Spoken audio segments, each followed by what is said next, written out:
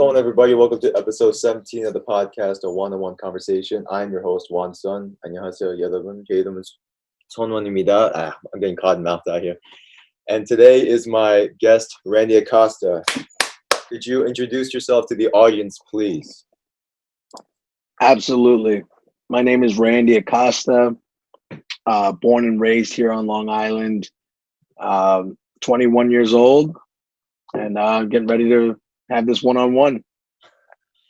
And Randy, so before we get into what you're passionate about, what's going on right now, could you let the audience know a little bit of background information, how we both know each other? All right, yeah, that's a great place to start.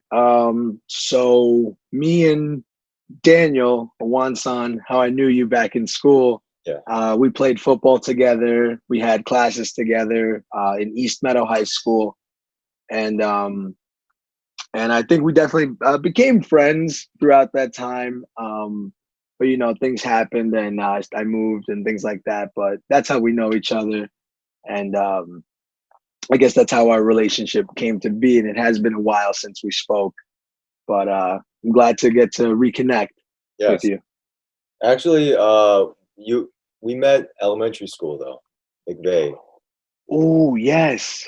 Thank you for reminding me, jogging my memory. What year did you come in again?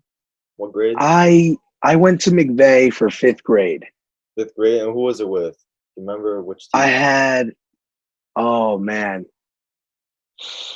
I can't remember her name off the top of my head, to be honest. It's been a while. That's over a decade ago, if you think about it. 5th grade, that's 11 years ago. Yeah. So it definitely has been a while. Wait, where'd you move off to again? Malvern or whatever? I moved to Port Washington. Oh, Port Washington, okay. Yeah, from East Meadow to Port Washington. Wait, no, that's Josepher that moved out to Malvern. Yeah, Josepher. Oh, Josepher. Okay. Mm-hmm. I can just say other Latino. No. Sorry. Yeah, no, it's so cool. Actually, so wait, from that point on, so when did you leave again? Sophomore, freshman year? It was the middle of sophomore year. Okay. Right in the middle of sophomore year. Probably right around December. December? Yeah, And that was 2015. Okay. And from that point on, what exactly happened? Sorry, guys, because this is legit him and I catching up after years. We've never spoken in years, honestly. Yeah, it's been years. So the reason why I moved in the first place, I sort of started getting involved with a not too good crowd. I'm not saying they're bad people, but definitely made some bad decisions. And I started to get caught up in that. I felt like I was a lost teenager trying to find myself. And a lot of that, if I could just be completely honest, was through drugs and alcohol, and for me, I sort of got a little lost in that for a bit. Sophomore year wasn't the greatest year. I actually went to a program throughout my junior year that was like a BOCES program for school. And then I came back to Port Washington, and then I graduated from there. So I had a rough patch for a couple of years, but I was able to learn from it and, come back better and stronger. Did you go to college or anything like that, or you work, or what did you do? So senior year of high school, my mom is Christian. Yeah. So she's a missionary, and my uncle actually started a church about almost 10 years ago at this point, and his mission is to spread the word of God and open up churches, and what his dream is to be in every country in the world.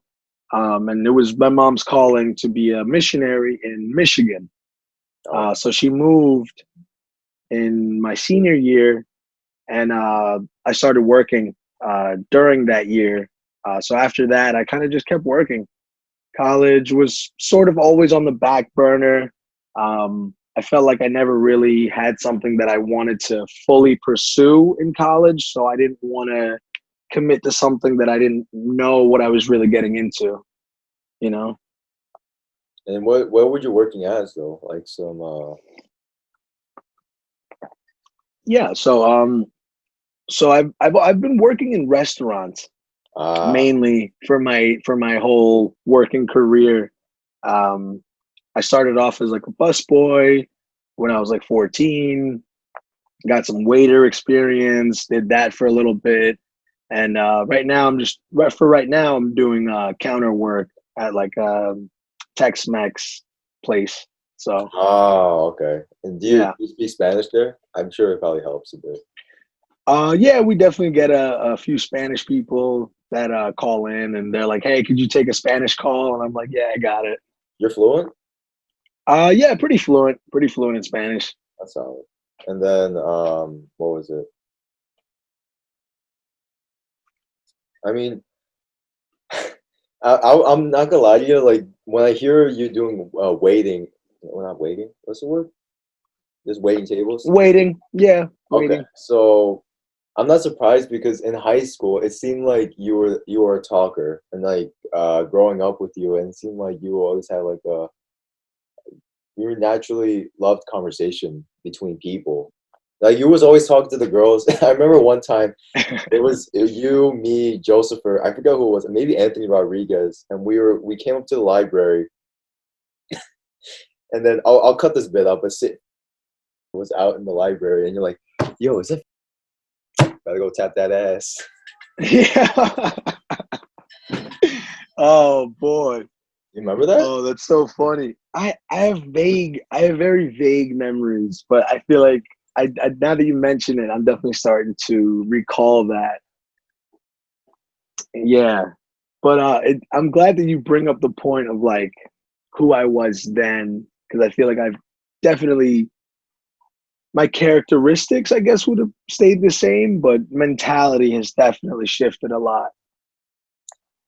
Regarding that shift in mentality, the main thing I want to bring you on the podcast was so if you guys don't know, I live in East Meadow, and yesterday at around like 11 a.m. there was a protest happening in the parking lot where Modell's slash Best Market used to be. We all and the purpose of this protest, if you guys have been living under a rock, is regarding Black Lives Matters, the murder of George Floyd, Breonna Taylor, and all the other unnamed deaths or the people I just don't know off the top of my head right now.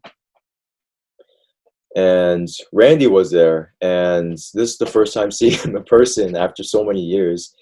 And this isn't the first time Randy's taken a particular stance on this. It's been very recent, and he and I addressed it over DM where he said, you know, I said to him, I'm like, Randy, you were never like this in high school. I've never seen you so politically or socially active in this kind of thing. And I never would have seen you doing this. And he's like, yeah, man, it's just, I changed. So could you expand on that and let's just have a conversation about this? Yeah, absolutely, absolutely. So I think as well as I do, growing up in East Meadow, it's racially segregated. Yeah. You have I forget what it's called, but it's like the homes, and a lot of the African American community lives there. Oh, the manor, It's like the manor, right? Um, right? Or am I just like throwing something out there? it's like military housing, but I feel like a lot of the African American kids live there.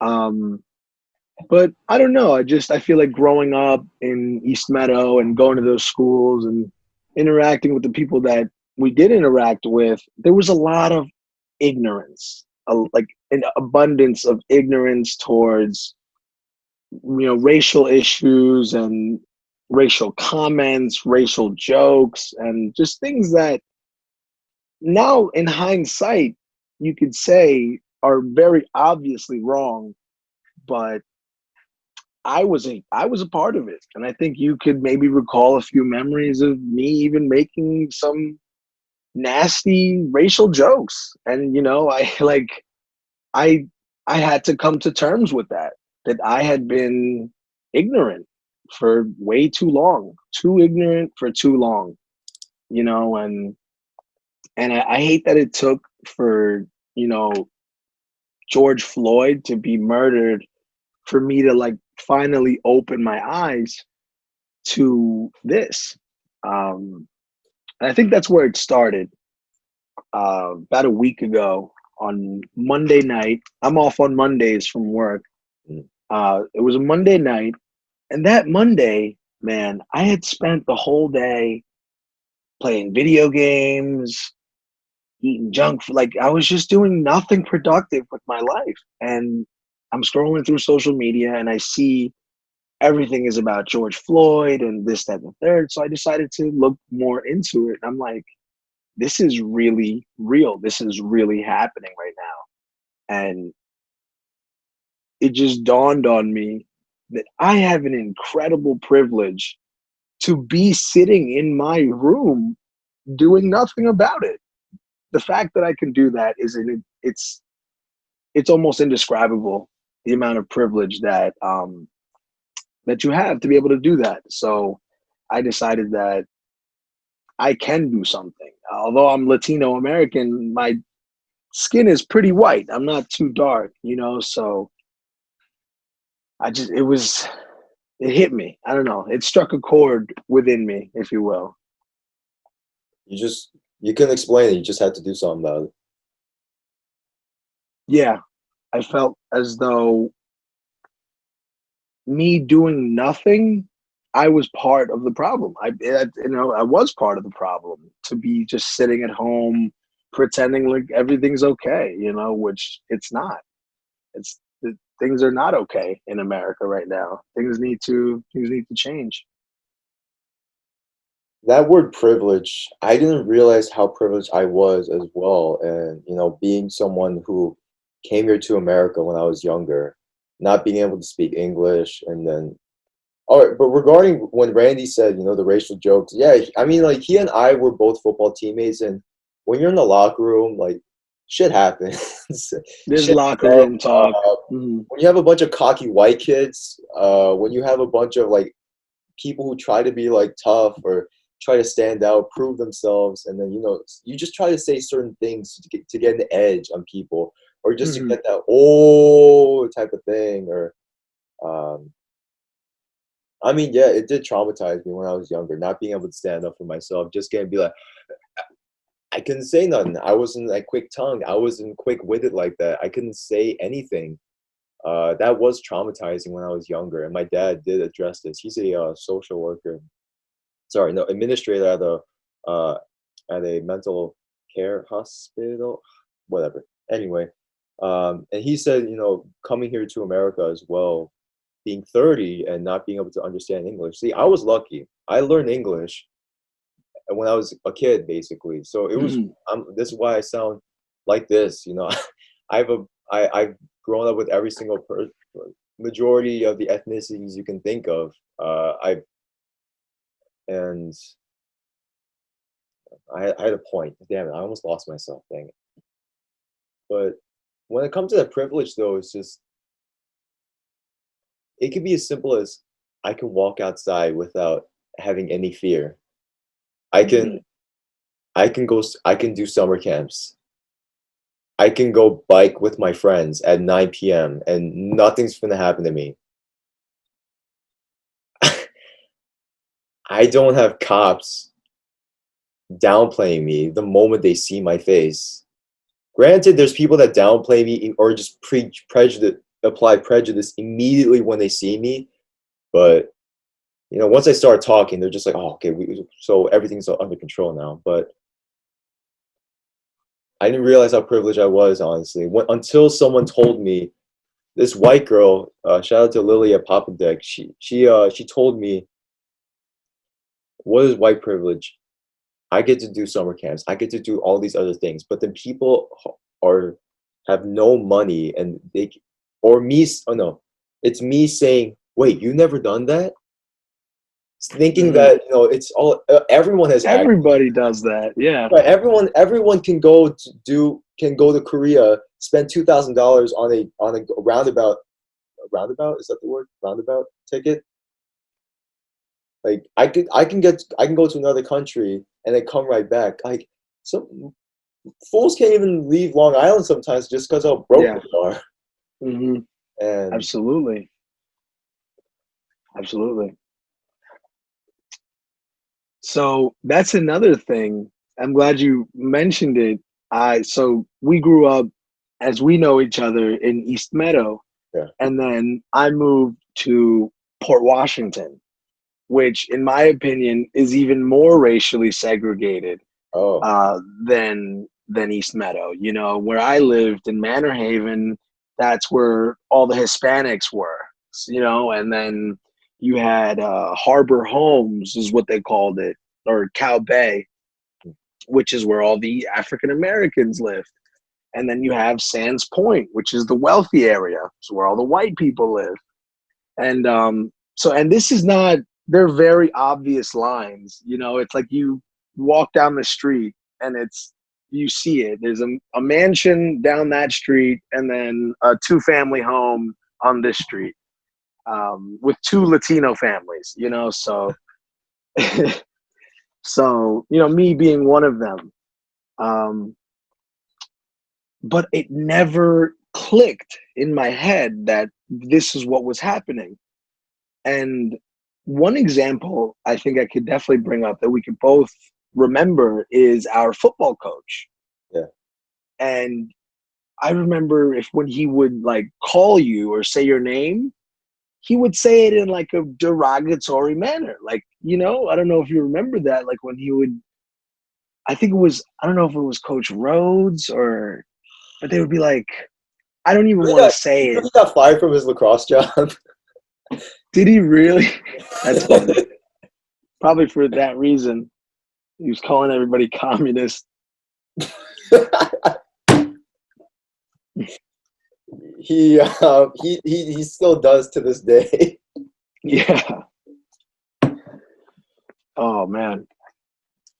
Yeah, but it's you know, it's I think a lot of it stems from my parents because growing up with Latino parents, I'm a first generation born in America. Both my parents are immigrants. I'm sure, like you said, you relate with that as well. They didn't know much about this either. You know, they didn't know about the racial segregation or racial issues in America, especially here in Long Island or New York. You know, I think you move here from a different country or from a different area, you think, wow, it's New York. It's so diverse. It's so open-minded and everybody's a liberal and, you know, and everything's great. But little do you know that, you know, these problems and these issues live right in our backyards, you know, in our own communities. And it's something that needs to be addressed for How sure. how see, okay.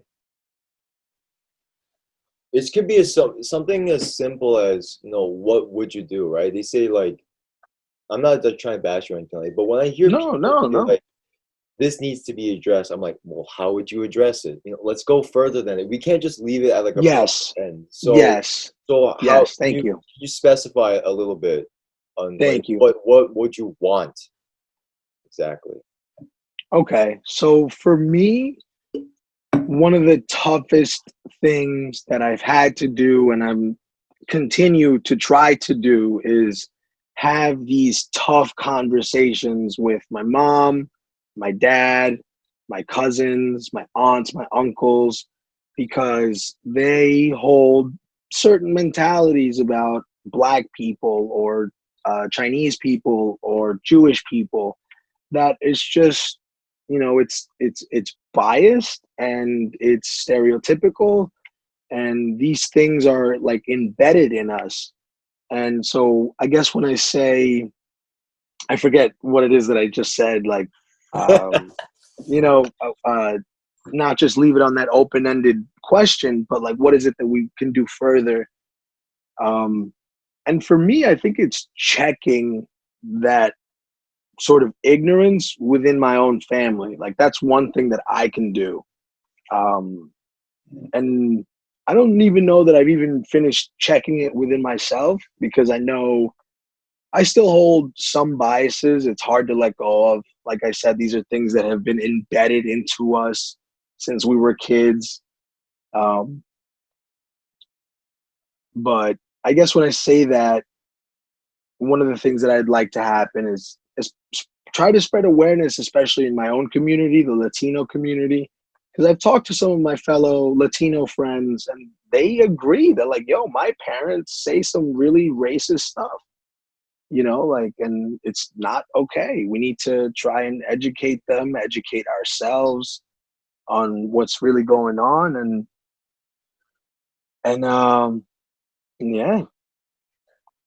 I think for me, it's as simple as seeing someone as our equal. Mhm. Like Randy, you and I are equal, right? Even though we're very different physically, like you and I are still on the same page. Like we can have a casual conversation like this in person or not, and we'll still have respect towards each other. And we Absolutely. usually crack jokes about each other, no problem.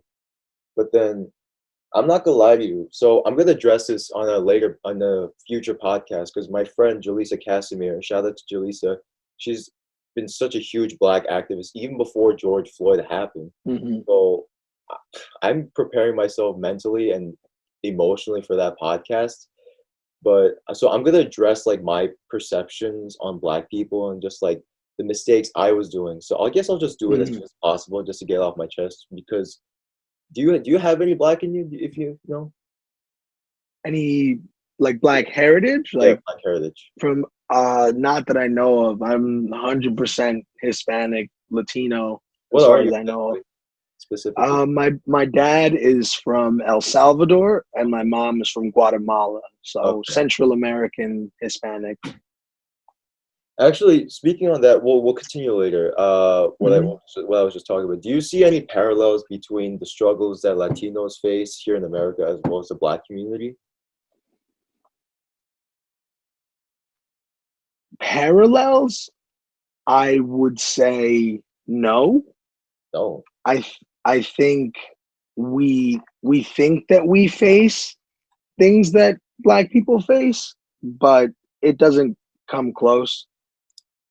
I've definitely been nervous around a cop, Mm. but I've never feared for my life.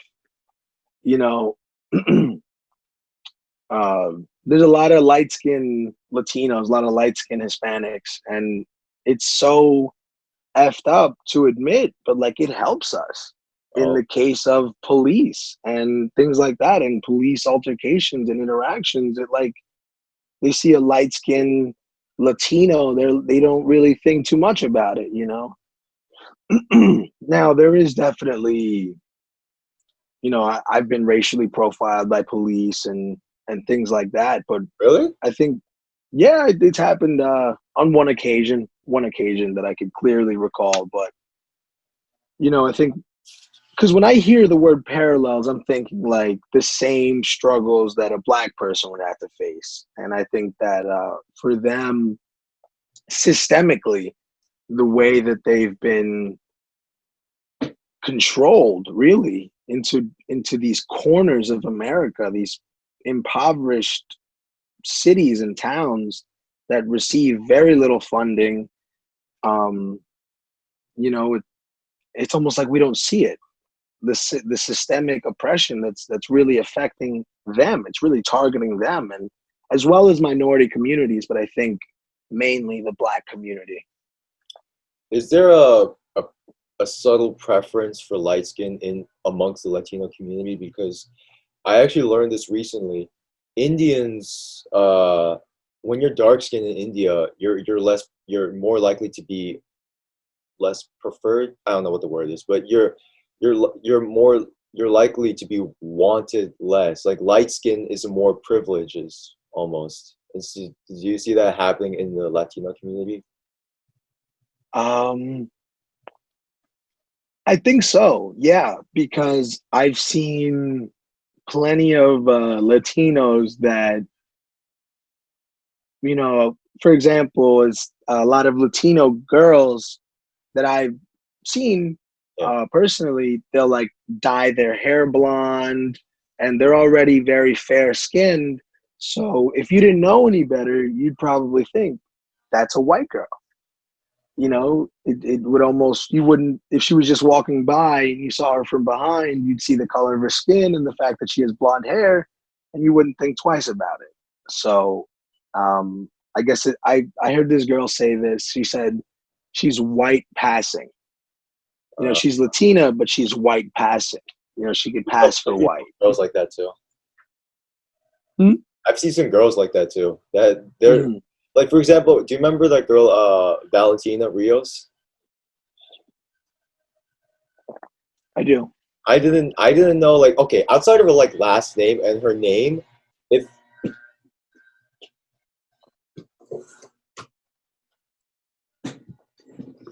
sorry, landscapers are making a racket. Oh, good. So like, if you just take her name out, like, she's so pale, but I'm just like, isn't she white? But then remember Skyla, she said no, Juan, she's actually Argentinian. I was like, what? Yeah, yeah, exactly. So she was fair skinned, light skinned, and like you said, you wouldn't think twice about it.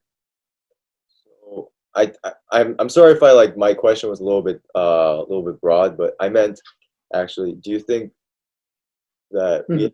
there's a subtle preference for lighter skin? Oh, That's what I oh, meant to say. yes, yes, yes. In the Okay, so I think so. Yeah, because it's it's interesting when you look at how our communities are sort of separated. You look at, I live in Roosevelt, so you look at Roosevelt, Freeport, Baldwin, Hempstead. Um, Yeah. you have your Guatemalans, your Salvadorians, your Ecuadorians, your Hondurans, and Yes.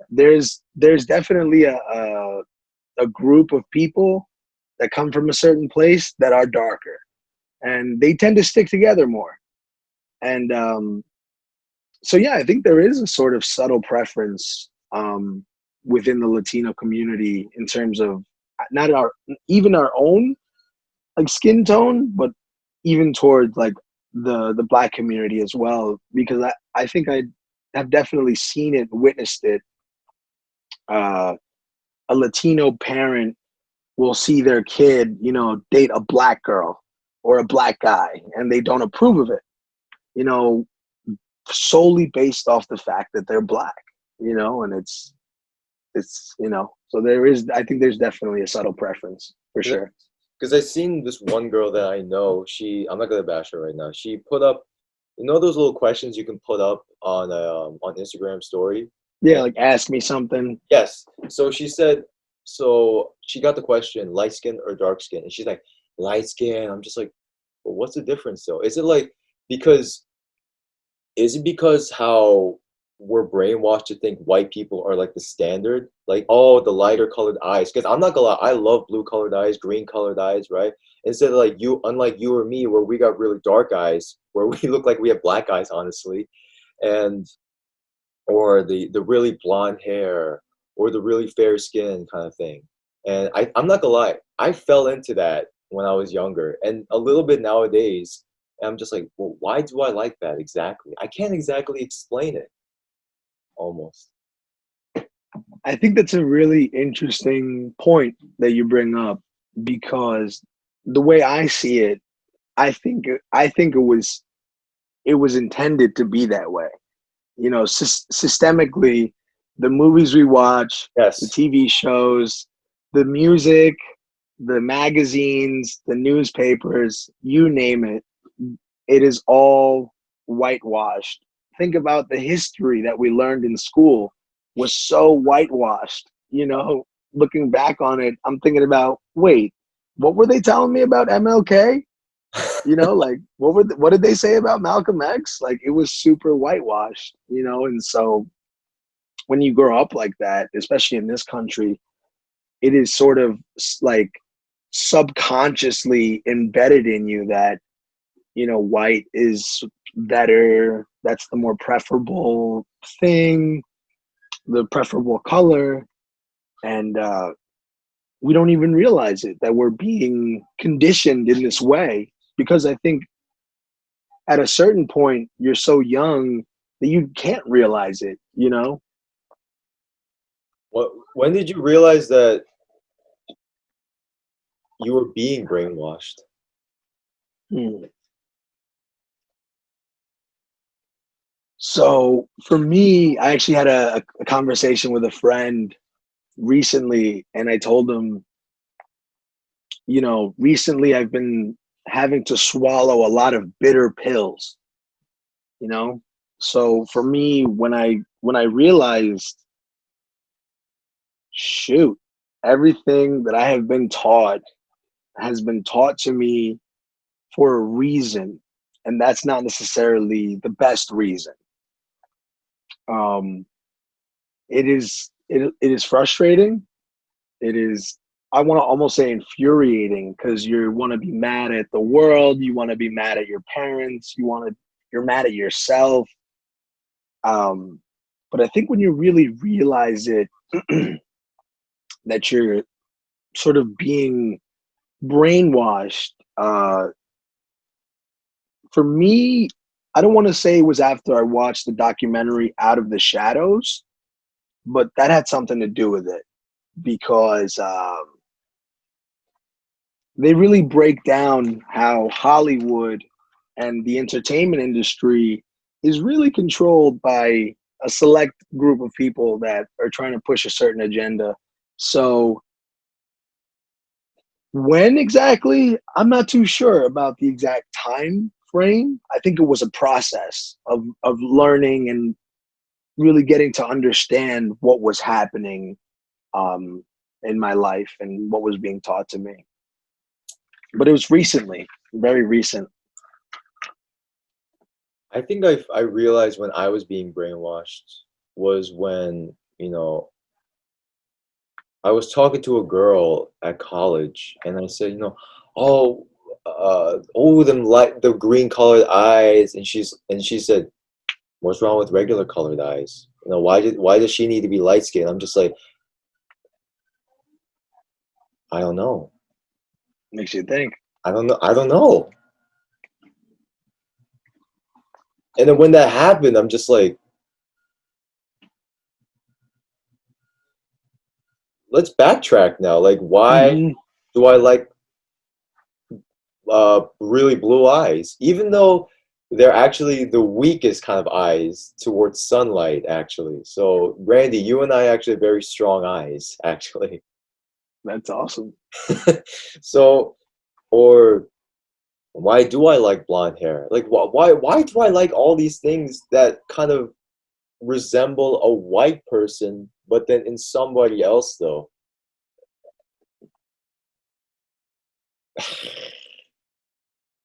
Or, for example, actually, no, I'll address this later. Actually, yeah, that's my bit though, because I didn't want to just like ask you a question and then just not put my bit into it. Because Hmm. so someone, I asked for some criticism on my podcast, and they're like, "You can't just be asking questions. It's not an interview.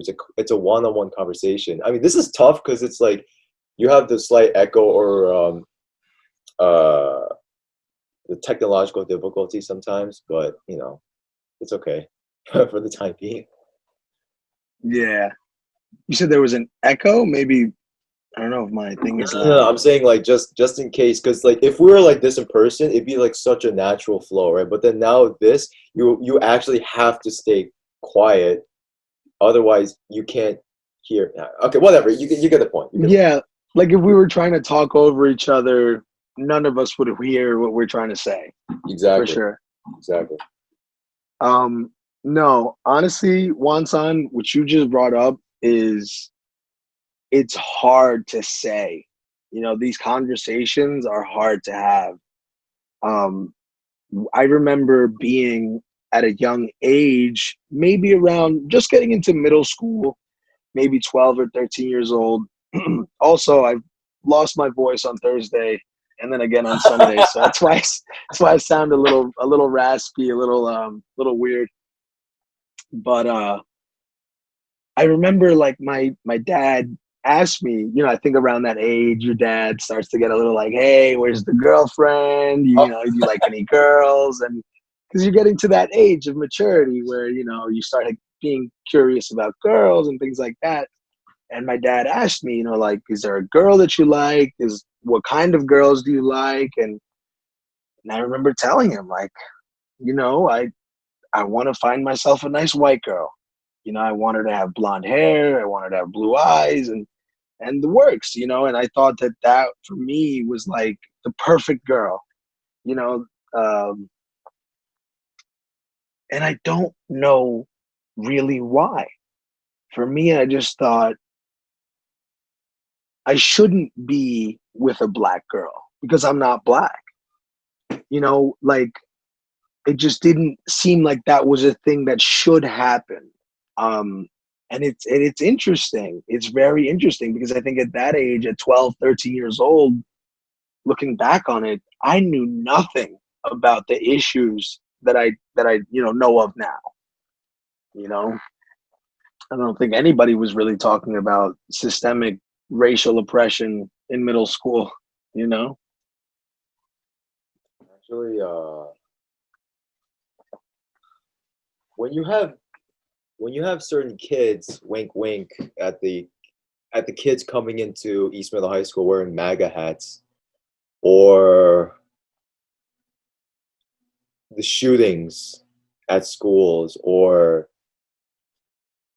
the Trayvon Martin case happening, or the Michael Brown case. And this is all when we were like hell. We weren't even at college by this point. We were all hella young by this point.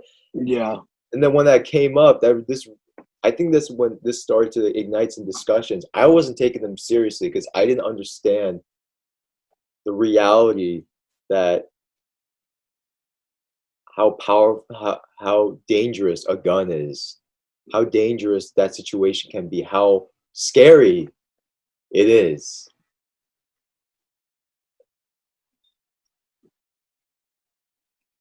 Yeah, I wish we were in person right now so I could just like this could be feel more natural, but then fuck, it's fine though. It's all right though. no, I mean, look, I didn't know how you felt about the whole COVID situation. We did I'd be this. down to do this again at any other time.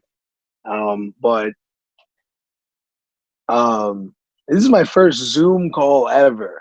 I'm happy that it's this. So, um, yeah, I think it's really, really interesting to identify with those things. Because, like you said, at that age, I think when I heard about Trayvon Martin, my first reaction was like, wow, that's really horrible that this young teenager died. That's horrible.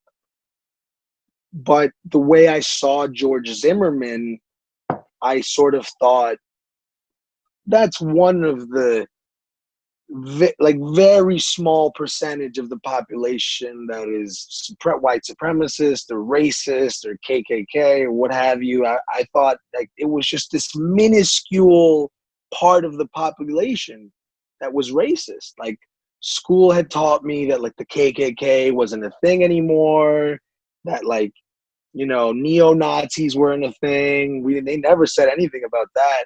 They never did. Um, they never did.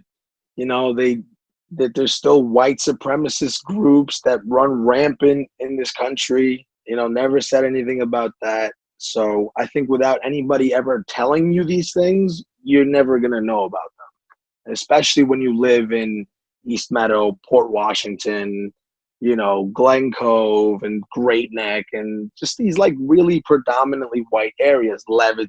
And Hicks- I'm sure you've heard, yeah, Hicksville, like you, you remember that so. one time when we played Limbrook? When we were it was like our first few scrimmages. It was either freshman year or sophomore year. All white kids, but like hair was dyed down to their scalp.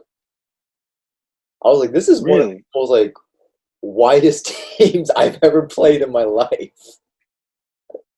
Yeah. You didn't see a single black kid, No, no. you know? There's so much I want to talk about this because like okay, so here's what came up. So I do you remember Alyssa Brule? Uh student that we went to school with? Yeah, high school. I don't recall right now. All right. So I just did a podcast with her. Shout out to Alyssa Brule.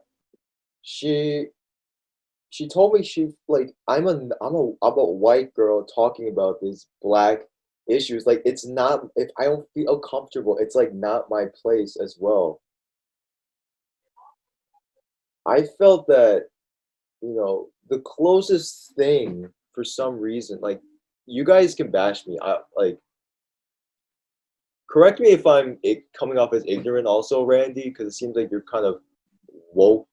I don't even what's woke even mean I anymore? hate that word. Yeah, me too. I don't know what it means, honestly. I don't know what it means either, but it gets thrown around so much. Yes. I thought bringing you on because you were such an avid supporter and seemed like you were educated on this a little bit, to say the very least, as well as the closest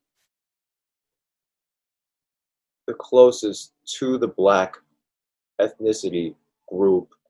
I don't like saying race personally. I just say ethnicity personally. Mhm. Uh, to the closest thing to the black group, because a lot of Latino slash Hispanics tend to have black heritage slash African heritage in them. So I thought, you know,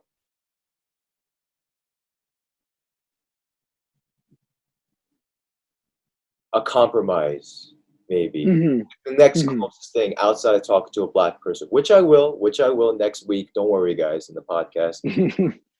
So I thought this was, the best thing, and then I'm not gonna lie, like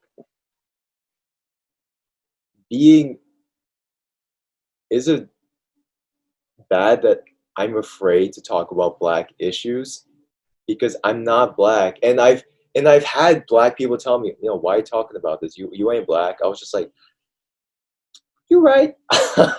Like I'm You usually got like nothing to say. yeah, I'm at college, right, and just sitting around, and I'm usually this is I kind of get myself into these positions, but sometimes it's just unintentional. I'm usually the only non-black person, not even just the only Asian person. I'm usually the non-black person in that group.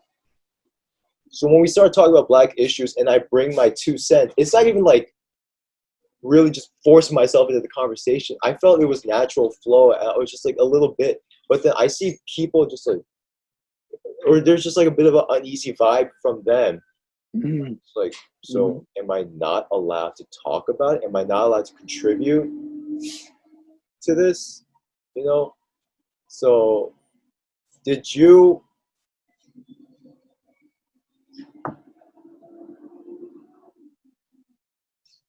thank you. Okay. So did you ever think that? Like you're not a member of the black community. So, So yeah, I actually have a story about that. oh, So I went to, I think it was probably like my third protest, and it was in Valley Stream, and a lot of things transpired that day. But at a certain point, we were at the Valley Stream Library, and there was an outspoken group that they sort of wanted to say, hey, we're not going to do what the cops want. We're going to go and march in the direction that we want. And if they want to follow, they can follow. And I didn't understand what is it that they really wanted to do. So I kind of said, I wanted to address the people. And I said, like, hey guys, like, let's not forget why we're here. And I think that's too open-ended to say, because what I really wanted to say was like, let's not incite anything that doesn't need to be. Let's try to keep this peaceful and things like that. And I had a girl tell me, shut up, you're not black. She straight up, she looked at me and said, shut up, you're not black. And she wasn't either, mind you. She was Latina at best. But yeah, no, and then after that, I like had to digest that, and I did stay quiet after that. I was just like, all right, you know what? Now I'm just gonna follow the crowd and see how this goes and try to do my part. But yeah, when it comes to black issues, I think it's definitely hard to talk about as a non-black person, because we'll never know what yeah, it's truly like to be in those struggles. But one of the things that definitely feel that I do have I don't want to say the right to talk about, but something that I can talk about without that sort of ramifications is the privilege, because I think there's so many of us that do hold this privilege that just don't know about it, or don't want to accept it. So, yeah, it's interesting. There's so much I want to talk about, but I feel like I'm a bit of a because you know how people are like a really short attention span, so I got to keep this video in like a certain amount of minutes or something like that. Sure, yeah, absolutely. So, so, Absolutely. so forgive me if I feel like I'm rushing or something like that, but I No, really absolutely. try to get the Do views. your thing. But I'm following your lead. so okay, all right. Two, I'll just keep it simple for myself. Two things. So I remember I mentioned earlier how I said earlier. Oh, I'm gonna get into it later. Hmm. Perception of black people, right? We were just talking about that. When I was growing up, whether it was through movies, television, books, comic books, graphic novels, whatever you want to be, it seemed like the frequent, as well as seeing it for myself when I was younger, it seemed like a lot of black people, and I'm really sorry if I offend anyone by saying this, but this is just what I saw when I was a kid. All right, just keep that in mind. But I'm just trying to be honest with y'all.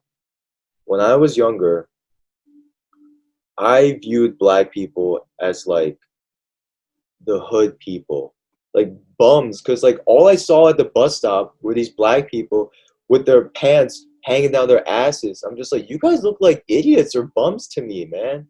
And then the constant like the white do rag and the wife beater and the jeans, and they're just all walking like this, all gangsta like. After playing with some of those guys, I think I really did play with some gangsters. Remember Prospect Pool or whatever? Hmm. Okay, so the the basketball courts behind there. Hmm. So I played there. I think I might have played with a few gangsters or two. And I'm just playing with, and this is when I was a kid, like 8, 10 maybe. I'm still playing a little basketball with some Latino gangsters and some black people. And, it seemed like we were just so rowdy, so rude all the time.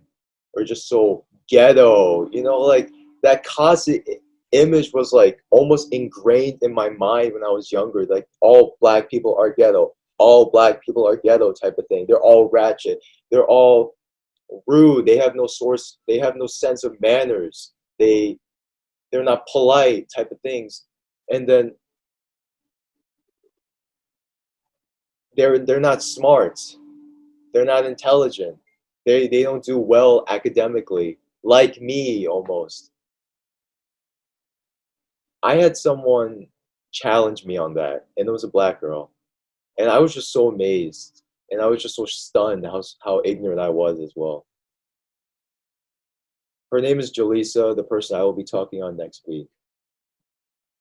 This girl had scholarships left and right academically, and she went to Sophie Davis. If you guys don't know, it's one of the most very elite medical schools slash colleges here in America.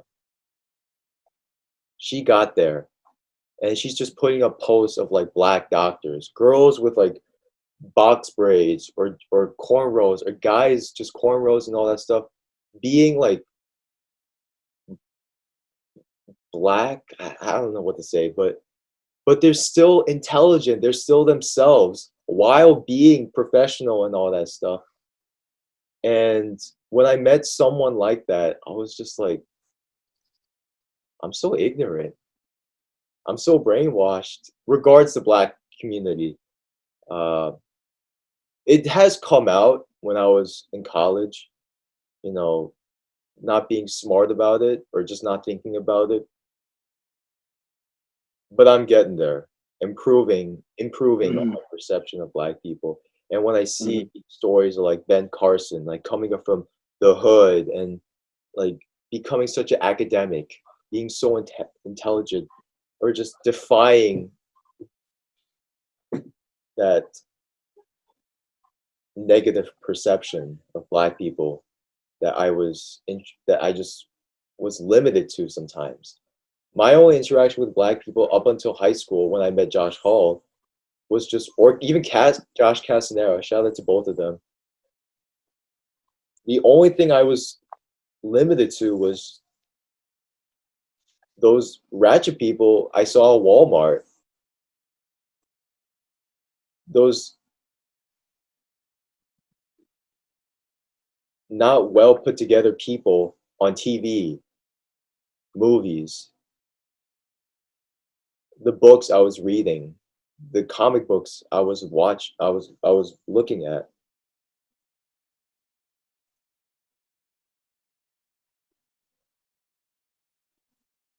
And then we're now at this point where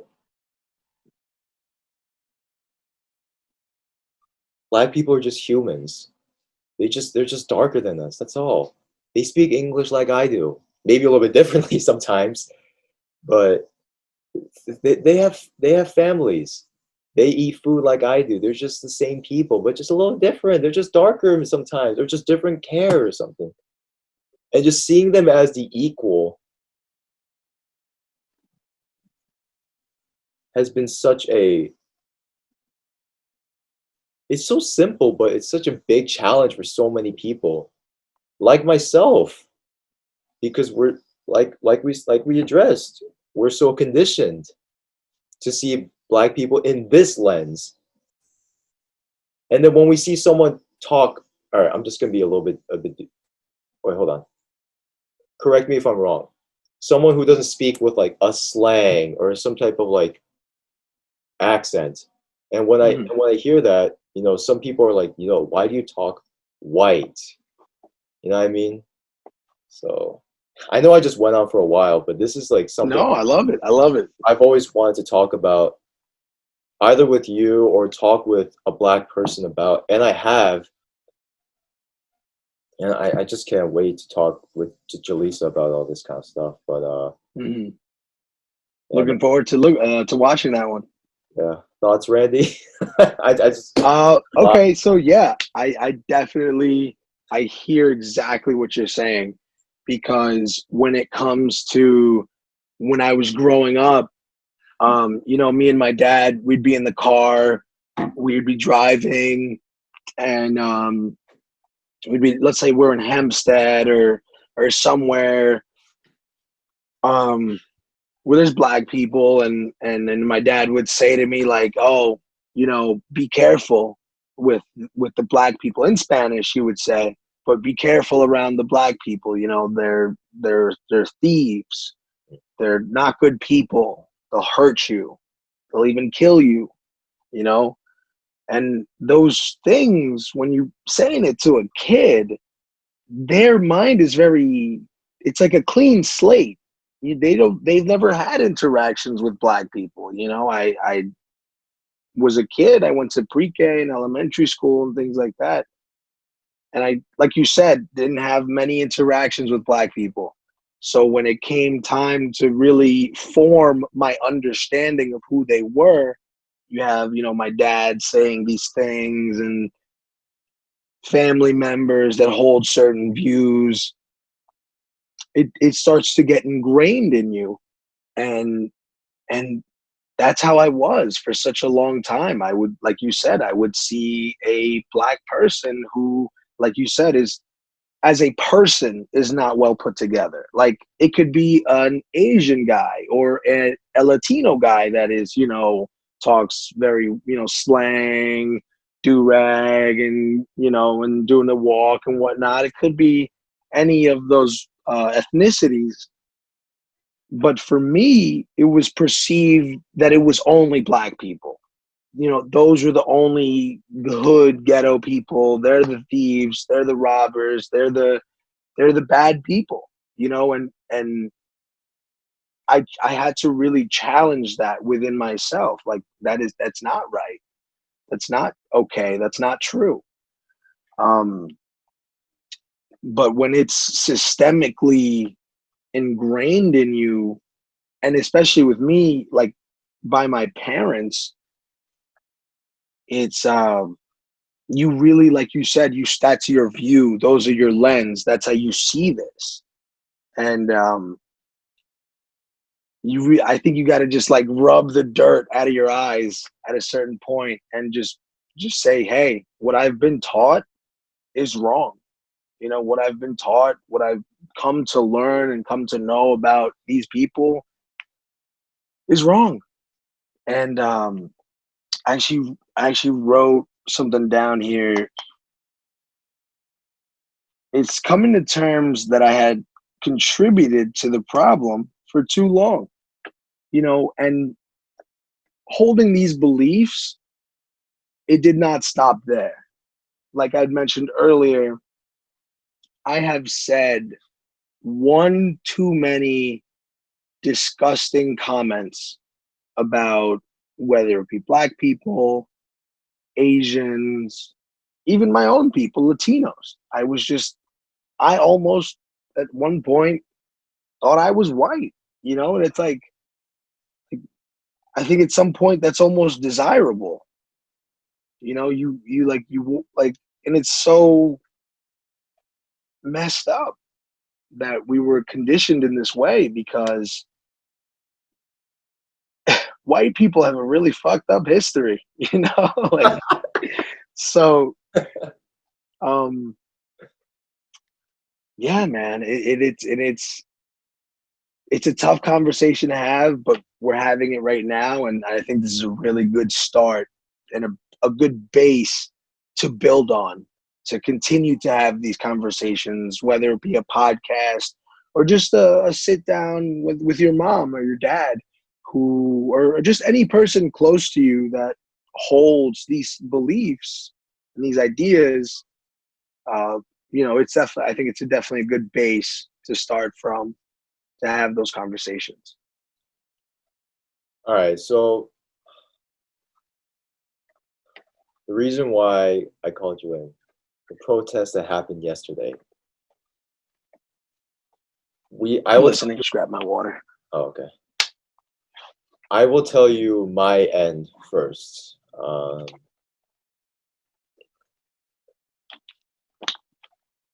Yesterday there was a protest, like I mentioned earlier. We started from the parking lot of Best Market, then we went down Hempstead Turnpike, which is one of the busiest roads you will ever drive on. Somehow stopped all traffic, and we were walking. We were walked until around like, oh God, where did we walk up until? Levittown Yeah, by like the by border, Tri County. like Yeah. Oh, the border there, and then we went back. But leading up to that, Randy, this is something I want to talk to you about, as well as other people out there. So I didn't know this was going to happen uh, until that same day, which is yesterday. In the morning after we were done eating, I was just like, doing the dishes, and then my sister, Sarah, who you guys seen on the podcast, she asked me, Dan, do you want to go with me to the protest? I was like, protest? I didn't know there was protest going on, but I said no for some reason. She's like, why? When she asked me why, I got angry, Randy, for some reason. I don't know why I got angry. And still to this day, I don't know why I got angry as well. Then she pulled out this card. And she was valid for saying it as well. Yeah. You listen to black artists all the time. You have I love all women, but I've really liked black girls as well. You look up to black people like LeBron. Why wouldn't you do something like this? You listen to black art. You do all these things that are black, quote unquote. You have a lot of black friends. Why wouldn't you do something? Why wouldn't you go? And afterwards, I'm sorry if to anyone thinks I'm a complete dick after this. It's perfectly fine. I'm kind of annoyed with myself after this as well. I said I got really mad, and I was like, I slammed the little door underneath me. I was at the sink. I slammed it. I was like, all right, I'll go. She's like, why are you getting so mad? If you don't want to go, don't go. I was like, if I look how stupid I look. She's like, what do you mean? I just said that I wasn't going to go. Now I'm just switching right back to I look so wishy-washy. I look stupid now. And she's like, why are you making this about you? I'm asking you to go to a protest that is uh, that is angry and essentially centered around the wrongful murder of George Floyd. Why are you making this about you? I'm not gonna say I saw only blood or red. Sorry, I don't think I saw red, but I was still pissed. I was just, I'm just gonna go there, take pictures and videos, and just don't talk to me throughout the entire thing. She's like, all right then. Sure. Why are you making this about you? I'm just like, shut up. I go upstairs, brush my teeth, getting my camera stuff together, charging the batteries, making sure all my equipment's set. And I made sure to I don't know why. I had like a subconscious choice to wear black. It was actually kind of interesting choice. It was a black shirt. Where was it? Is it here? Anyway, whatever. It's a black shirt that says like "Revive" or something like that. Wow. So I wore it. Little black hair tie, some white pants because I didn't have black pants. I wore my Black History Month Jordans. Coincidentally, Ooh. we go out. My mom is telling us, I'm proud of you guys. Be safe out there, you know. And I think she was also subtly telling us, look, watch out for each other, because you know how some of these protests. I'm not saying like the looters or anything. I'm not going to address that, but some of the cops at these protests have been out of hand. I don't know if you saw the video, Randy, of a cop pushing an old white guy down, and there's blood coming out of his ear. This Cracked happened. the skull open. Yes. Do you know where this happened? Buffalo. I go to school there. I talked about this with Alyssa Brule, and she's like, and she goes to school with me. God bless her. She said, I'm not surprised. I'm not surprised Buffalo PD did this, something like this. And I was just like, wait, what did you just say? She's like, yes, I'm not surprised. Like, if you see the interactions that we as students have, I mean, come on, we party, but are we really hurting anybody most of the time? Eh. Granted, we do some stupid things, but when the cops come, we're still kids though. But okay, whatever. Anyway, the cops at Buffalo have a very nasty reputation, and when I hear that, I'm just like, wow. So we get in the car. I'm like, I don't know what to feel, Randy. I'm just like, I felt so nervous. I didn't know what to think about it going into the protest.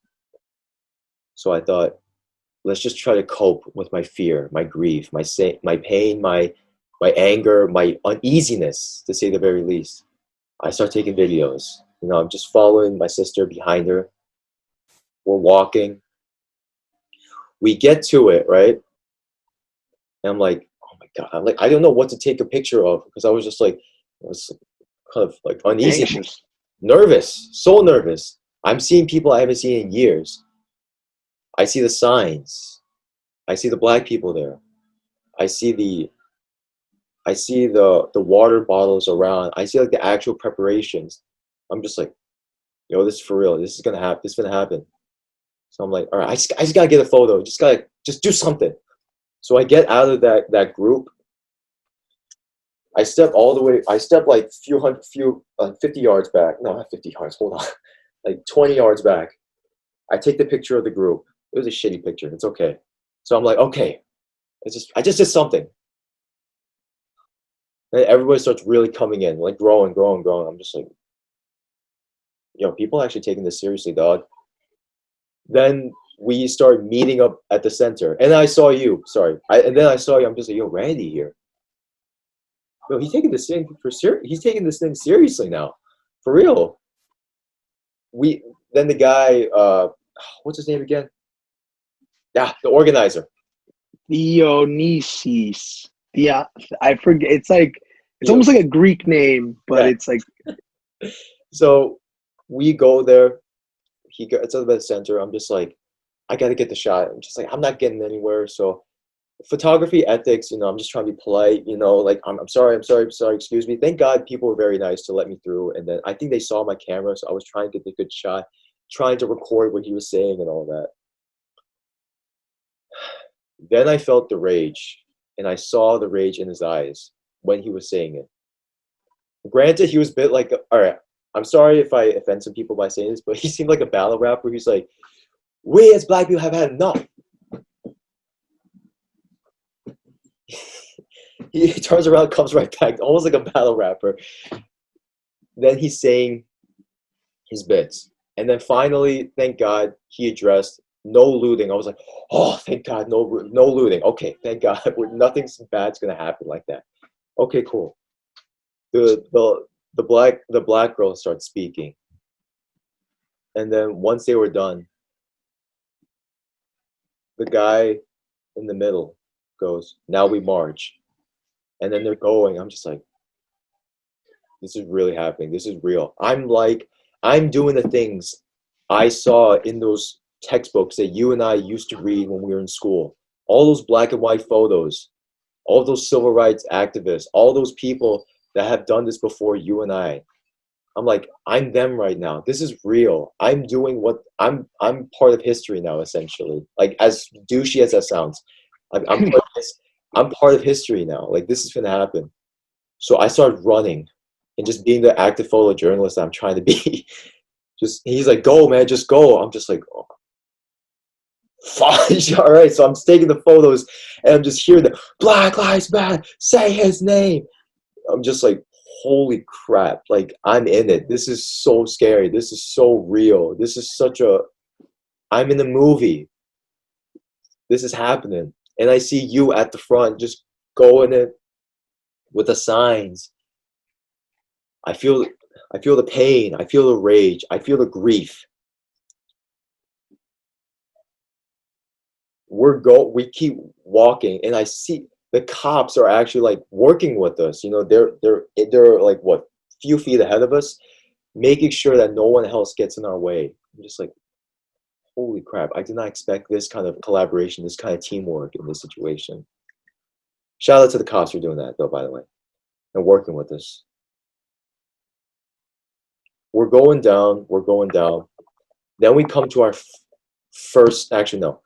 Then I start hearing the cars honking. And I'm like, yo, people really vibing with this. Then we get to our first stop. We kneel down. It was in front of the gas station or something like that. Chase Bank. Yes, sorry. Chase Bank. Right by Walmart. Yes. So he's doing his little speech and all that.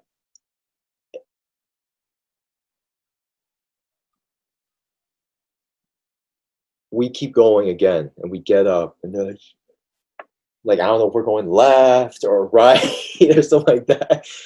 So I'm just checking with the people. I'm just like, yo, where are we going? He's like, oh, I think we're going to go left. I was like, oh, okay, cool. But then we're not going left, and we keep going straight. And then like, all right, wait. And then my attention starts straying from the protest and then to the back. I'm like, wow, we're holding up traffic.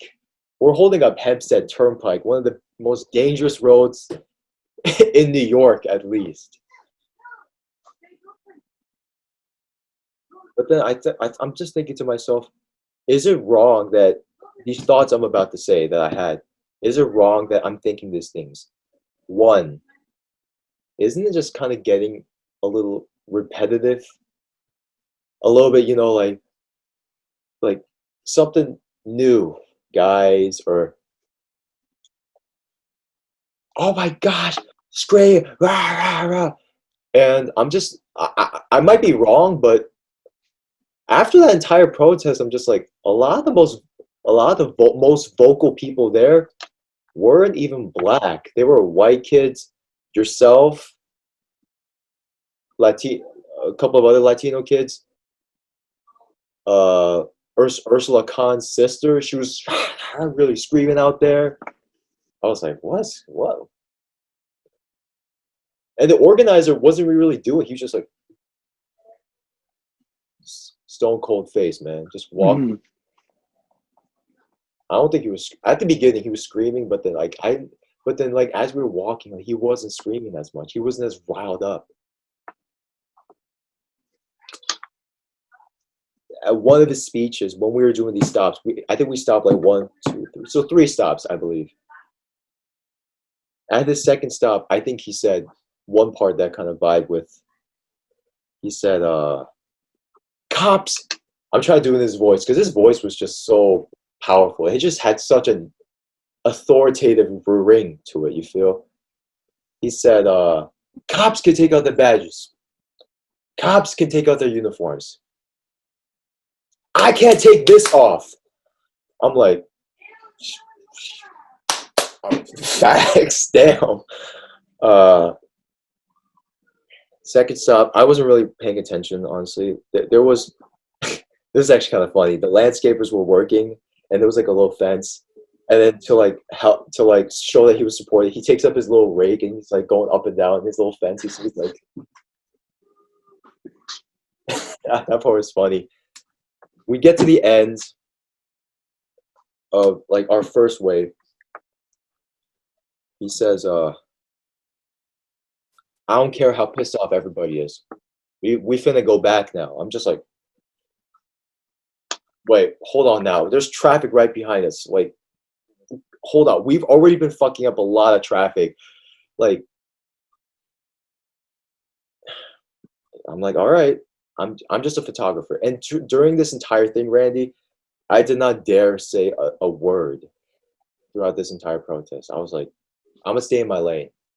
I'm gonna be a photographer. I don't know if that was wrong of me or something like that, but I just didn't feel right saying Black Lives Matter, like, or just being part of this. Like, should I just contribute in my own way, or am I just too afraid, or just like, am I not qualified? Like, do I have, if I do it, am I, do I have an audacity if I say something like this? So I'm just like catching up, trying to catch the memories, the emotion, and just trying to record everything. I think I record majority of the things. So if you saw me, like I was getting really up close and trying to like being in front of him and catching everything. We're going back. The cops are starting to like be cops now. He's like, folks, be on this side, please. Which was fine. That was logical. That was perfectly fine. But the organizers like negative. We walk where we want to go. I'm just like, wait, hold on now. I'd like Bro, to say a few things on that. I'm just like, hold on now. Then, eventually he complied. And it wasn't even, it took a long time. Like, after, like, maybe 10 seconds after saying that, he's like, he doesn't say anything. And then everyone starts complying. I'm just like, all right, cool. We start going, and then there's these cops on the side. This one black guy's like, yeah, y'all look y'all look salty now. I bet y'all would kill one of us. Just dare kill me. I dare one of y'all. I dare one of y'all. I'm just like, yo, hold up now. They're just holding up traffic for us. Like, why are you doing that? Like, march with us. I'm just like, well, if they march with us, wouldn't they be leaving their cars? Or like, what if there was like their assignment, or like we don't know. Anyway. And I'm just questioning a lot of different things like while this is going on, bro. At the same time, in my head, I'm just like, this is getting a little bit repetitive, the same protest over and over. Like, there's got to be something new. Like, aren't you guys getting a little bit tired of saying the same exact thing over and over and over again? Correct me if I'm wrong after I'm done. Sorry, Randy. But correct me if I'm being a dick or something like that, thinking that. We're going. Then we hit Colony Diner, and I thought this was very interesting. I don't know if you saw this, Randy. Colony Diner, for those you don't know, is a diner here in East Meadow that apparently has a racist reputation. I've never felt any vibes from that place, but a lot of people have, allegedly. Just for the benefit of the doubt, they were hella pissed about it, and a half black, half white, or something like that. She came out with the sign. people were like, started to like come at her. One protester jumps up. He said, "Hey, that's my homegirl, Gabby. Don't you dare! Don't you dare! I with her. I with her. Don't you dare yell at her," or something like that. I was like, "Shit!" All right. So I started running to like get like, what the hell is her sign saying? What is she saying? She holds up her sign outside of Colony Diner. An employee there. She screams out, "I'm half black." I'm like, "Oh shit! Well, okay, that's way more validity than I have right now. I'm half black." What did she say? "And I stand with y'all. I work." And then some people were like, "You work at a racist place. How dare y'all be part of this?" I was like, "Hold up now, bro. What's going on here, bro?" And I'm just recording everything. I take the picture of her. I'm just like, "Thank you. You know, I appreciate your time." I walk out of there.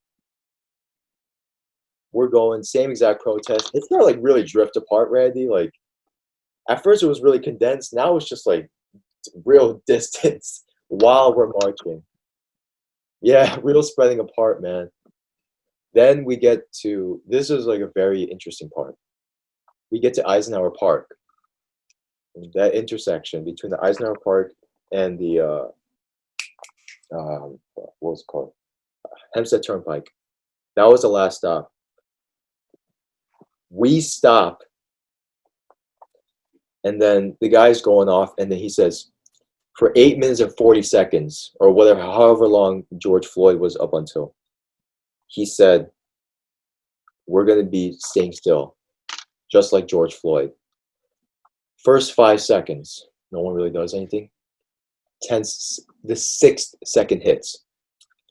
People start lying down on their stomachs, head to the side, hands behind their back, just like the good brother George Floyd went through. Two white men, I believe they were white, but I can actually no, just 2 men. Sorry, 2 men I saw kneeling like Colin Kaepernick, like this. No, like this. One girl I saw praying. One black woman, kneeling on one knee. One girl with the fist up like this. Mind you, it was hot as hell yesterday. Just lying down on that asphalt, guys. To the viewers out there, lying down on that hot asphalt for 9 minutes, 8 minutes 40 seconds. I don't know how long it was. I'm just recording everything, and I already felt like this was torturous, painful, such an eeriness in the air, such an uncomfortable thing, but it was so right to do. I'm walking amongst everyone. I'm trying not to look like a perv because all the girls are like having their butts up. I didn't want to look like a perv, so I'm just like, I'm just like trying to be professional. Trying to look professional. Like I'm just trying to do my job. I'm not being a weirdo, guys. Like I'm just like trying to take the pictures, record everything that's going on because I don't want to lose any of this for my sake, for my memory's sake, and for the people that might be that will see this on my Instagram and eventually on my YouTube.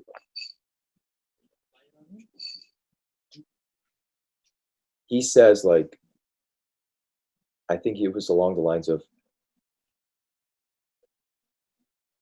"What's wrong? Everything good?"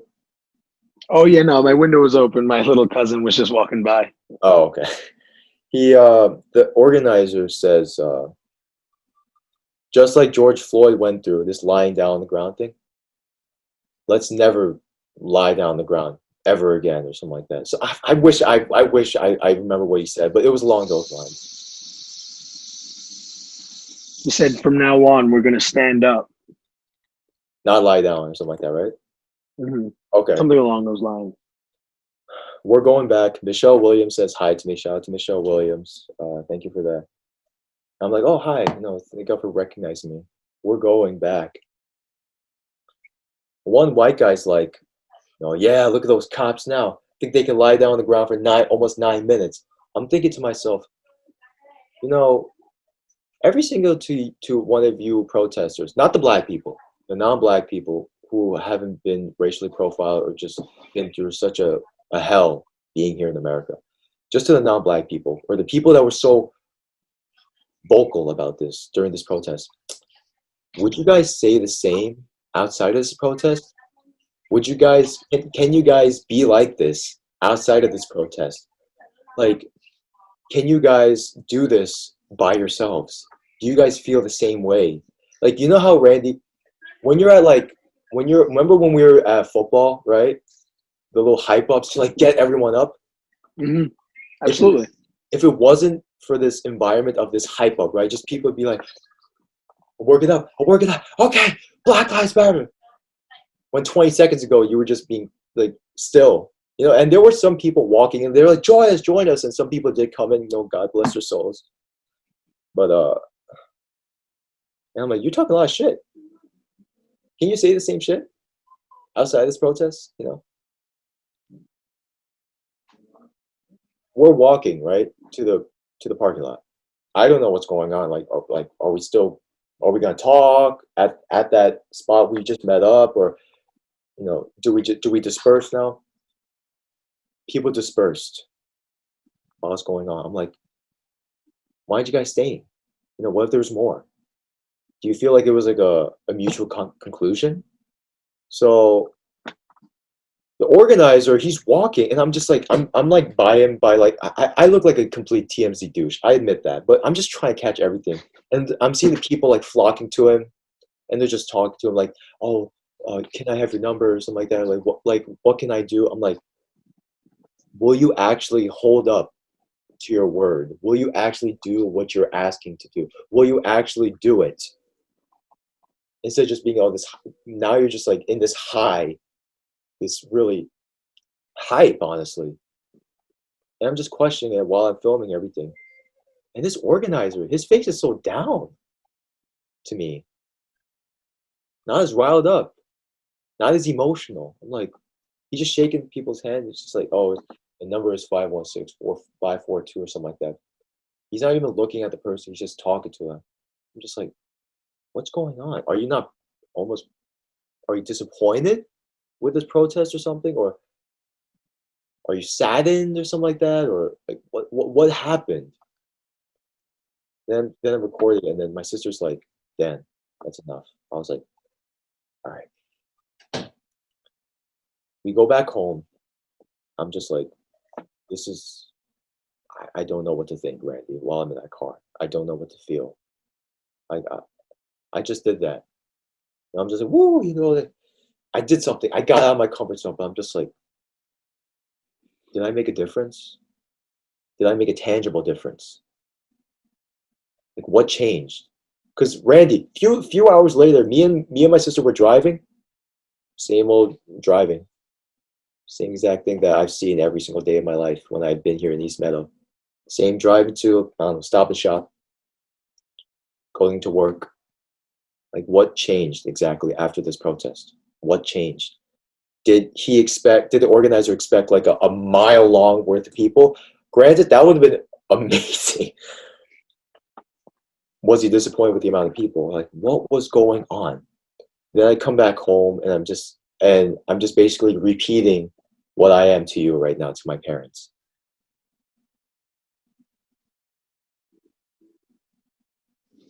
My mom, I'm just telling my mom all these things, and my dad too. You know, I'm proud of you. I'm like, and then I'm like, guys, me and Sarah were just like you when you were younger.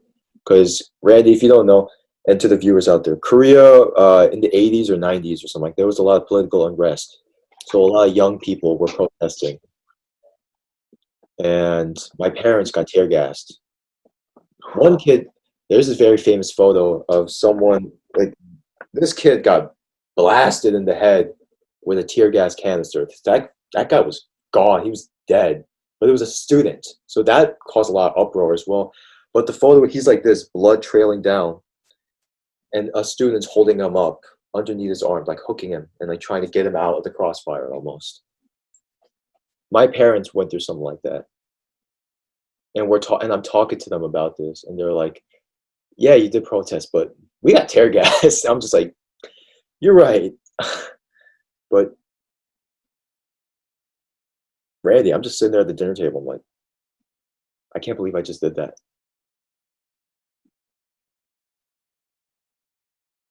Now I'm just hours later in the nighttime after reading my Korean, all that stuff, trying to get my language skills up. I'm sitting there, Randy, laptop right there, and I'm telling my friend Joan 24. Shout out to Joan, who is Ghanaian, but she grew up here in America primarily. I talk to her. I'm telling her everything that's going on, and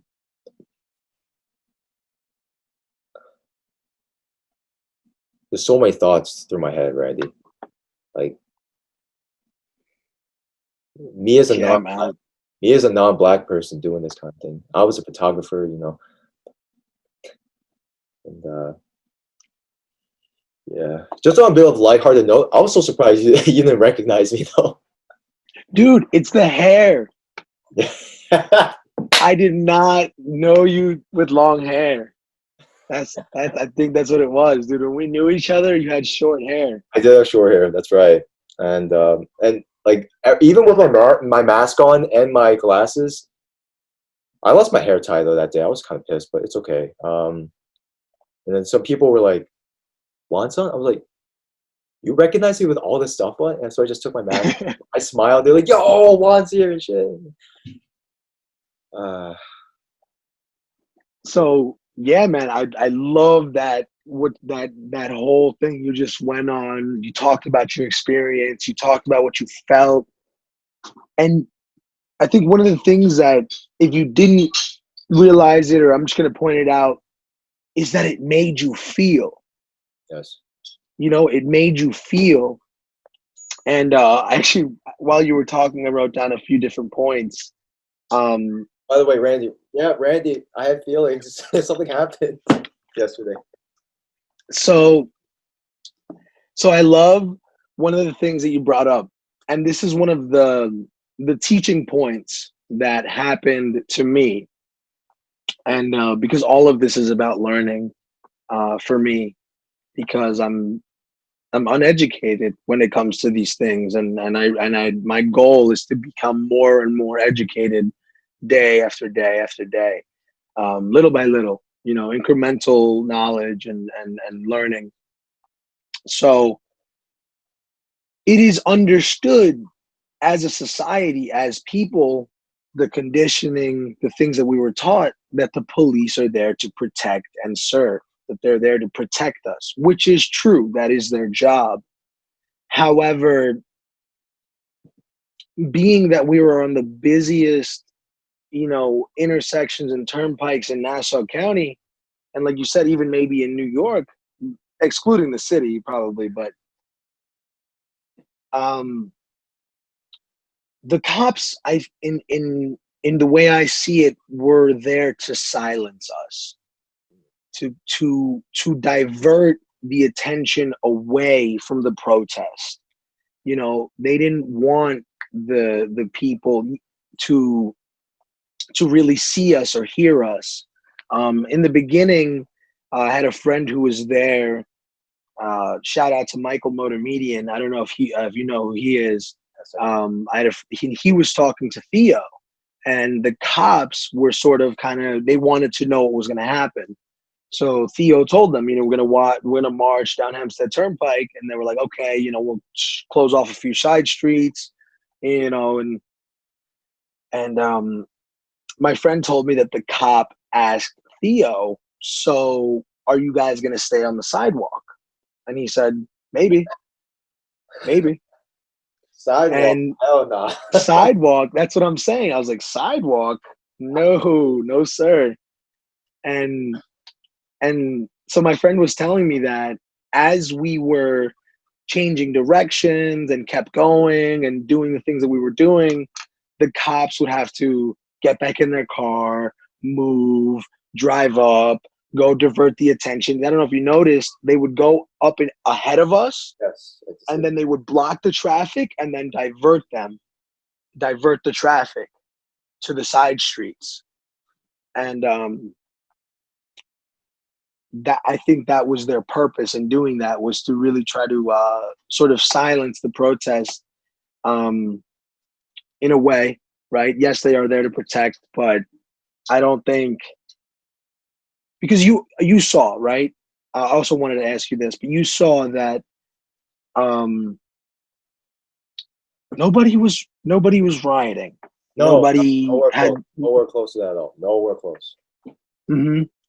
And so I also wanted to ask you: is this the first protest that you've been a part of? Yes, First protest that you've been a part of. Um, for me, I it's an honor to be the sixth protest that I've been to, and 6 days straight to be exact. Starting on Tuesday and working. But this isn't about me. We, as humans, we're also conditioned to love to talk about ourselves. yeah. But it's our ego. We have like ego built into us. But so the first protest, kind of like you, man. I didn't really know what was going to happen. I didn't know what it was about. I didn't really know what could happen. But I came prepared, had water bottles and things like that, mask. Um, but that day, the first one for me, it was a little different. There wasn't a march that I know of because I had to go to work, and it started around 2. I had to be at work at 5, so I just stuck around for a few hours. Um, but a lot of these protests have a lot to do with their organizer. So if you show up to a protest, you have to respect your organizer. You're there for them, for their cause, their reason. And in East Meadow yesterday was for Theo. I'll call him. I believe that was what was people calling him, Theo. And he wanted to do what he had planned. But at the same time, like you said, he was one of the, even though he was the organizer, he was one of the less vocal people. Yeah. So what was I saying? I think we were talking about police, the police You felt that thing. you were actually diverting the attention. Yeah. So that is one of the things that I had uh, that girl tell me, like the girl that I told you that told me to shut up. Wow. So I later approached her and I said, "Hey, listen, I'm sorry, didn't mean to offend you. I'm new to this. I want to learn. So can you explain to me what it is that I did wrong?" She's like, "What you were saying was in support of the cops, like was in collusion with them, like you wanted to work with them. Like, so if a cop or a group of police officers is saying, 'Hey, protesters, we have this street closed off for you. Come down this way.'" That's what they want. Like that, they want you to come down this empty street where nobody's going to hear you, where nobody's going to really see you. And I think we did get a lot of attention from, stores and and um and passerbyers, cars passing by. But could you imagine had we gone down Newbridge, gone down, East Meadow Avenue, and just said, "You know what, to hell with the cops. We're gonna go," I think we would have seen a lot more people. You know what I mean? Right. So it's hard to explain just because, like I said, I don't know a lot about it. But from what I do know about it, um, they say that it's to keep us safe, um, which, like I said, is their job. But at the same time, they I think they do want to silence us. I think a lot of NCPD is a little racist. There's a little racism in the NCPD. Yeah, it's there for sure. All right, I quick didn't count. see any black cops. Didn't see any black cops. Verse. Actually, so two counters to that real quick. One, aren't Mm-hmm. we already fucking up traffic though? And we're messing up people's drives to work or with their homes essentially. And two, there was actually a black cop, but he was actually behind you. So I'm like, Randy, just turn around. When you said, I don't see no black cops, I'm just like, Randy, turn around. He's right there. He's right over there. So yes, we are interrupting people's daily routine. We are. That's who I think that's for me, that's one of the things that gets people to open their eyes and see. Because for me, until I decided to become actively involved in this movement in any capacity possible, I was that person. My daily routine: go to work, pay my bills, do what I need to do, hang out with friends, get some food, go out to eat, and just the daily routine of normal life. And we're so used to that that I think there's so many of us still doing that who aren't actively involved or doing anything in any capacity, that to get that message out there to as many people as possible, you have to make some people uncomfortable. You got to interrupt some routines.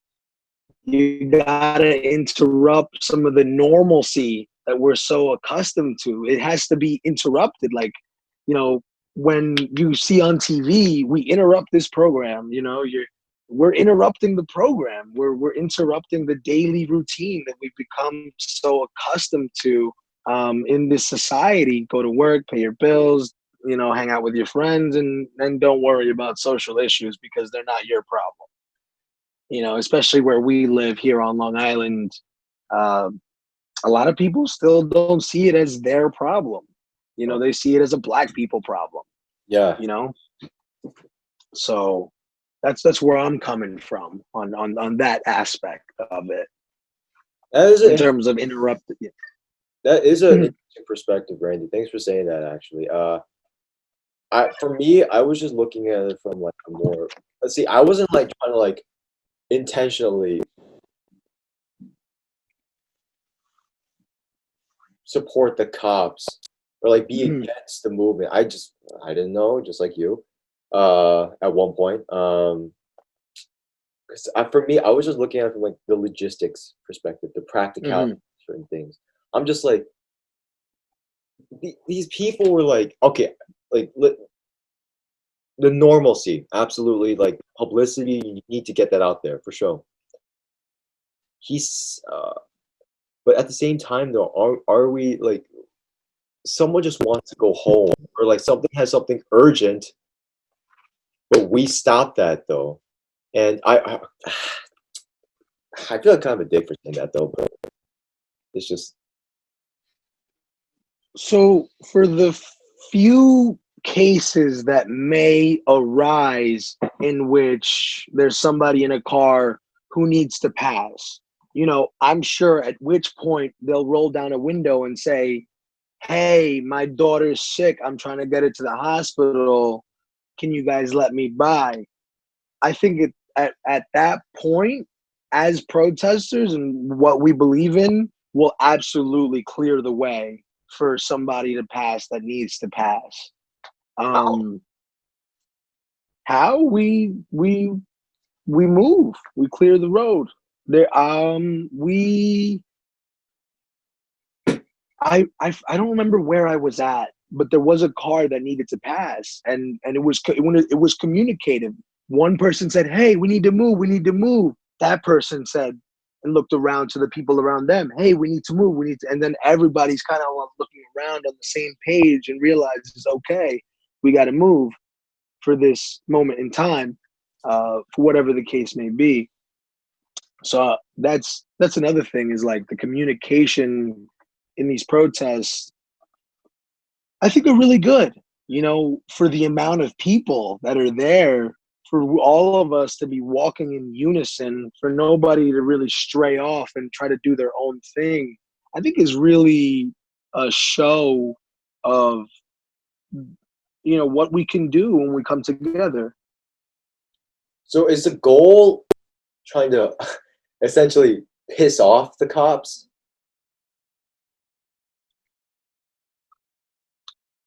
Yes, in a way. I don't think that is our main focus. Yes. That's not like the number one focus. That's not the top priority.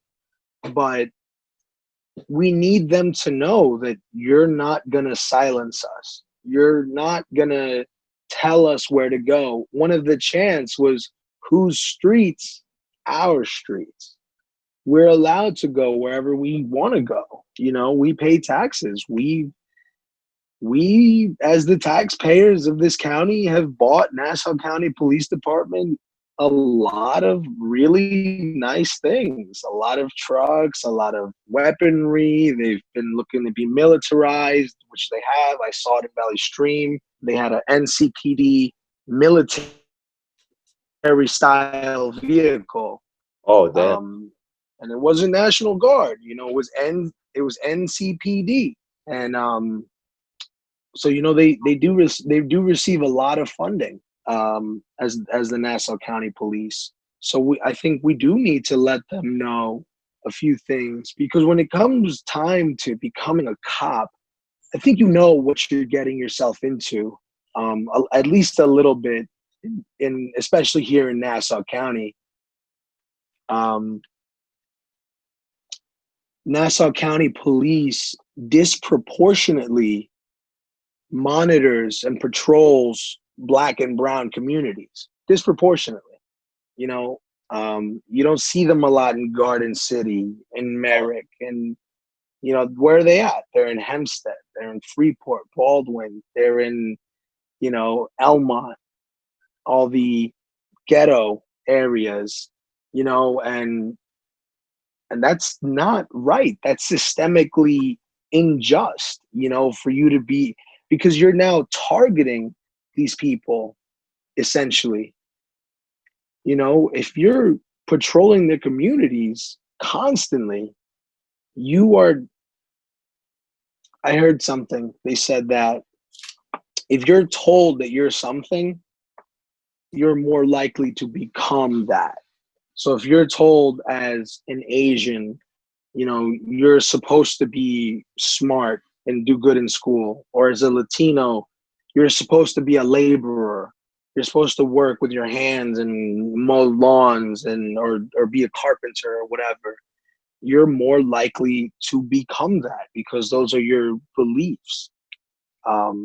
So, and it's funny because I have been a laborer. I've worked in plumbing and things like that, and I've worked in other various labor jobs, and I don't think about it until now, but it's like whenever I accepted those jobs, and mind you, I'm a citizen, I'm a US citizen, so I can go and get any job that I so choose. But when certain opportunities were presented to me, like, hey, do you want to make some cash doing this or doing that?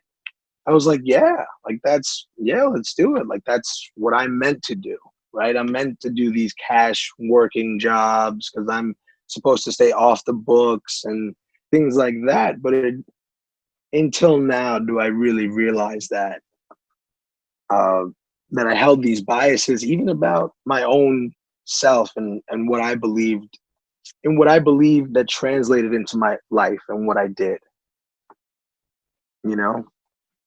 So, yeah, I think the, the systemic oppression of the police is not exclusive to Minneapolis or to Los Angeles or to NYPD. It's here in Nassau County as well. And I truly believe that. I saw a statistic that said the Nassau County Police Department is set to have a $1 billion budget by the year 2023. $1 billion? $1 billion budget by the year 2023. So if they're not there already, they're pretty close. So you're telling me there's 4 Black people who have more money than them, essentially. There's 4 Black billionaires, apparently.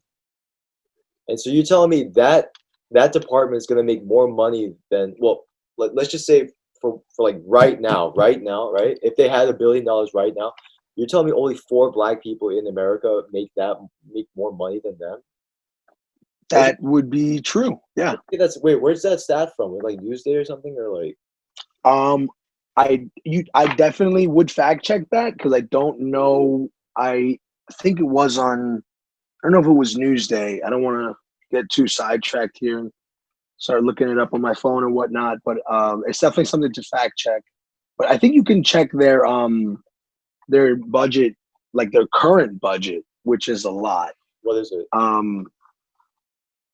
It's upwards of hundreds of millions. I don't know exactly. Let me see if I can, if you don't mind. Let me just pull something up here on the interwebs.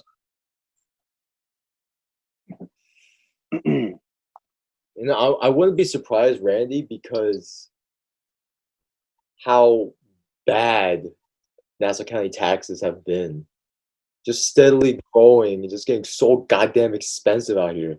And my parents, like, they'd be like, "Yo, we need to get out of here sooner or later, man. It's just getting so damn expensive out here." Like me and Addison, do you remember Addison Miller, AGM? I do remember. Yeah, absolutely. So he said, "This is like really funny." He's like a homeless person here on Long Island, or like in Nassau County. He's like, "Oh yeah, if you made it as a homeless person here in Nassau County, you made it. You made it." Even the homeless people on like Nassau County, they're rich compared to a lot of homeless people. I'm just like, you know what?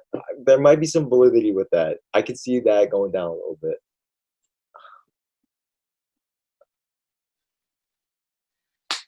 Oh.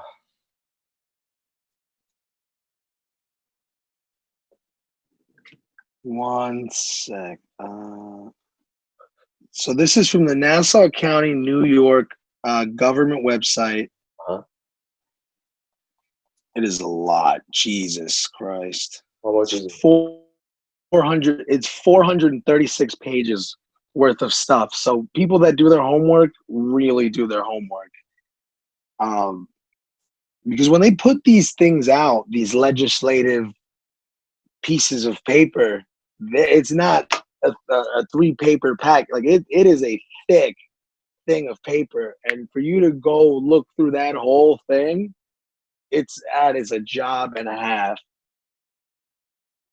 400 pages. Yeah. Well, even if I can't find the exact number right now, I saw it with my own eyes. There was brand new Chevy Tahoes. Oh, okay. Brand new Ford Explorers, brand new Chevy Suburbans, the Lincoln Navigators, and not only that, but these police vehicles are tricked out with lights, sirens, bulletproof windows, maybe even ballistic materials that are installed into the doors and the hoods, and they are tricked out. They have speed guns on the back, some of them. So each of these vehicles can easily cost upwards of $100,000 easily. And you're talking, this is what we just saw just in East Meadow. Yeah. I remember looking around and I was like, 1, 2, 3, 4, 5, 6, 7, 8, 9, 10. I was like, holy, like how many cops are here?